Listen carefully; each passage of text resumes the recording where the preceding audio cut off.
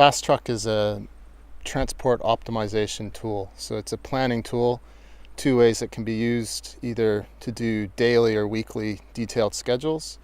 Alternatively, can be used by a company doing tactical or strategic planning, so they can run what-if scenarios to see what kind of fleet and truck needs they need going forward. Quite often what you'll see is the transport is typically linked to a specific harvesting site. So as a result, you have individual fleets of trucks at each of those sites delivering to a single or to a number of destinations.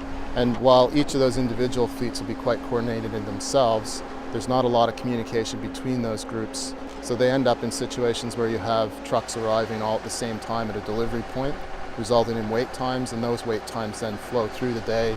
As a result, you get wait times at the other end as well. So FastTruck kind of puts a coordination amongst those and treats them as a single fleet so that you can manage when vehicles are arriving at different places and minimize the time that they have to wait for others. Effectively, it's a simple optimization function. You provide it with information about what wood you have to move from the forest and where you want to transport that wood to. And what it does is decides the best scheduling of the trucks to do that. The beginning of FastTruck was looking specifically at the infield chipping operations, and those operations are what are known as hot operations, where it's important to have the truck on site because the rest of the operation has to stop if they're not there. FastTruck then flowed on from being just for infield chipping. The industry saw what we were doing there and wanted to see the similar type of thing for log operations. But the difference in that problem with logs versus chips is that you have multiple products with multiple destinations.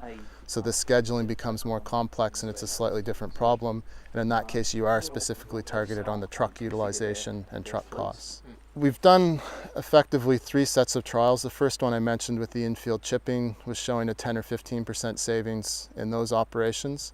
As we've moved into the log operations, in one trial we've done where they were already collecting and managing that information. And they were doing some coordination of their transport across the whole fleet. And in that case, we were seeing 15 to 20% savings in transport just by minimizing those wait times and getting the decisions right. The other trial we've done is with a more typical operation where it's been a dispersed transport fleet, limited amount of coordination between the vehicles. And what we've found from the initial trials there is that there's somewhere between 20 and 25% available. These are theoretical savings on paper. As you transfer them to practice, take into account certain things that are unaccounted for in the model, potential problems that you run into, we're comfortable to say that probably somewhere between 10 and 15% savings are what would be achieved. Forestry is a game of efficiency, small margins, and getting it right. So tools to help improve that efficiency are critical to success. When you're talking about small margins, 2, 3, 4, 5% if you're lucky, being able to take 5 and 10% out of a major cost component, such as your transport, becomes a very critical to a future success.